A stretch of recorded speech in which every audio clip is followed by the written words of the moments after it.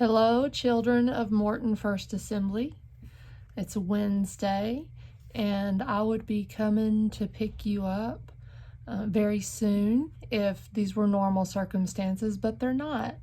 We're still having to stay separate and apart, but that doesn't mean that we can't pray for each other and that I can't tell you a story. I'm going to read you a story tonight.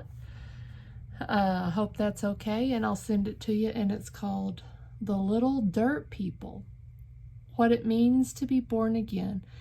And this is a story by Tempe Brown, and she also drew the pictures. So can you see the little dirt people there?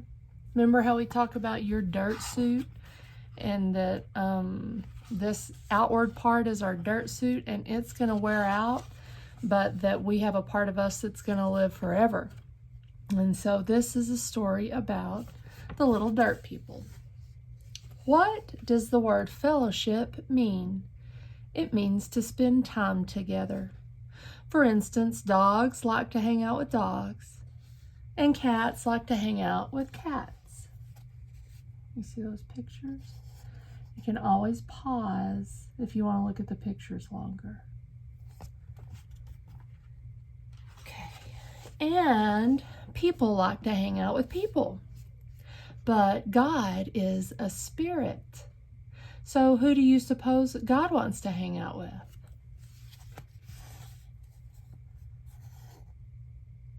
See that? Did you come up with an answer? A spirit. God likes to hang out with spirit because spirit likes to hang out with spirit. That's right.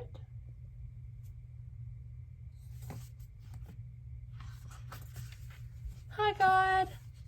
But God has this problem because he made these little dirt people. Can you imagine trying to fellowship with a little clod of dirt?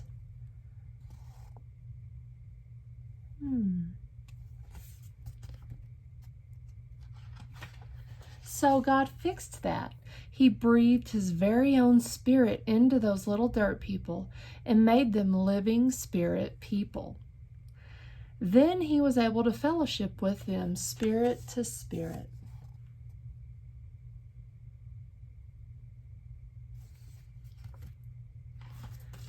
He had made a beautiful garden for them to live in, and he said, "You may freely eat of every tree in the garden except the one in the center of the garden.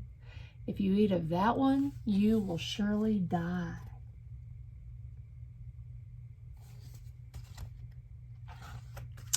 The devil, and the Bible calls him a serpent, tricked them into eating of it, but they didn't keel over and drop dead. So what died? See that serpent in that tree? Look at their tummies. I want you to look at their tummies. What do you think died?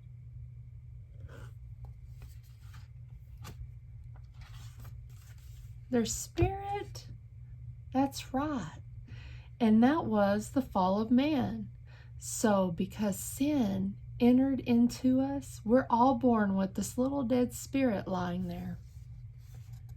See? Inside of each of us is a little spirit man that is dead too because of sin. A pure and holy God cannot fellowship with sin, and he missed fellowshipping with his children, so he did something about it. He sent the very best thing that he had, his very own son, to rescue us, to be the Savior of the world. And you've heard about that. Yeah. Why?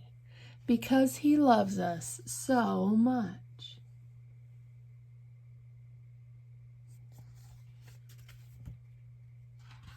And God's own blood is the only thing holy enough to wash away all the sins of the whole world. And so God became a man called Jesus.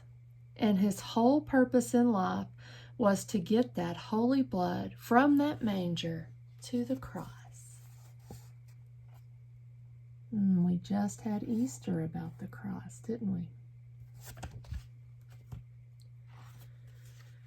He did a lot of wonderful things in between. He did a bunch of miracles to prove he was God, and he taught many wonderful things, but it just made a lot of people mad. Wonder why people got mad about Jesus doing such good things. So they put him on the cross, but he wasn't surprised. And when those nails went in and that holy blood came out, that paid the price for all the sins of the whole world. And so all we have to do is believe with all our hearts that Jesus is the Savior of the world and that he paid the price for our sins on the cross.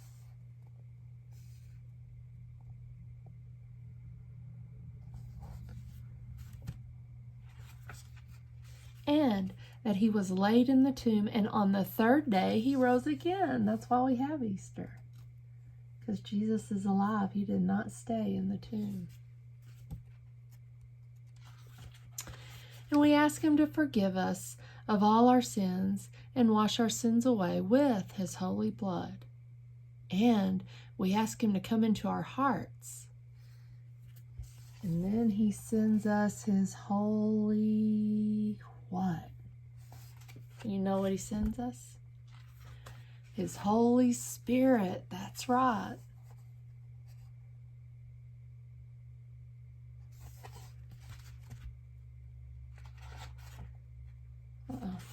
So he comes in and joins with our little dead spirit man, and he wakes it up. And we become born again. Look at that. Your little spirit man inside doesn't have to stay dead. He can come alive. And now we can fellowship once again with God, spirit to spirit. And that spirit man inside of you is what's going to heaven. And that's what it means to be born again. You can be born again too.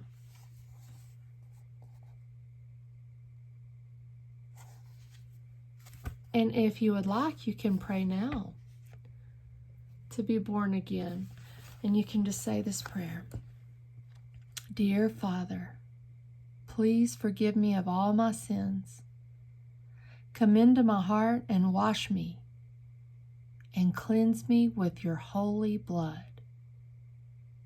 And fill me up with your Holy Spirit and make me brand new. I give my life to you now. I believe I am born again,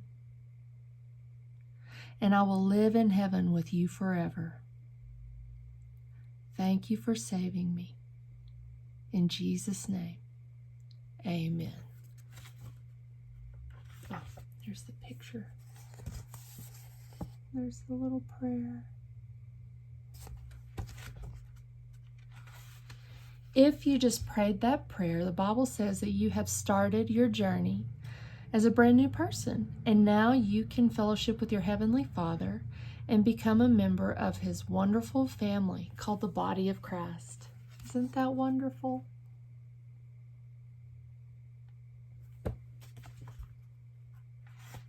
The end.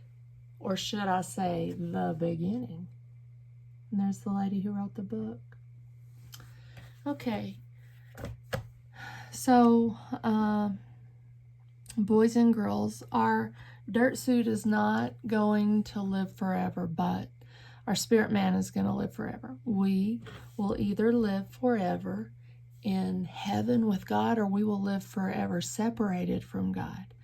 And the Bible calls that hell, that we will be separated from God if we have not asked Jesus to come into our hearts and cover our sin with his blood and let our little dead spirit man come to life again.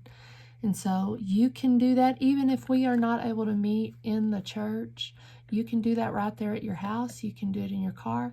And there's no magical prayer. The Bible doesn't give God's not a genie in a bottle, and there aren't magic wands. All that stuff is make-believe, but God is real. And what the Bible says is really true. Everything that the Bible says is true. And so, but there is a formula for success. And so when we, give God control in our lives and we live for Him day by day, He gets more and more in control as we keep letting Him be in charge. And we make that decision every single day to wake up and let Jesus be the boss. And so that's why you come to church, to keep learning more about Him, to keep growing nearer to Him. But it's not like you can just come one time and hear this message and, oh, that's good enough. And man, we gotta stay in there and keep pursuing Him, even when we can't get together and come to church. So my prayer for you is that you're still seeking after Jesus, still looking in His Word, still praying, still singing lots of songs of praise to Him, and talking to Him every day. So I love you and I miss you. And you can send me questions, you can send messages, and we can still talk together even if we can't be in the same room together. And I hope your family is blessed and well. In the name of Jesus, amen.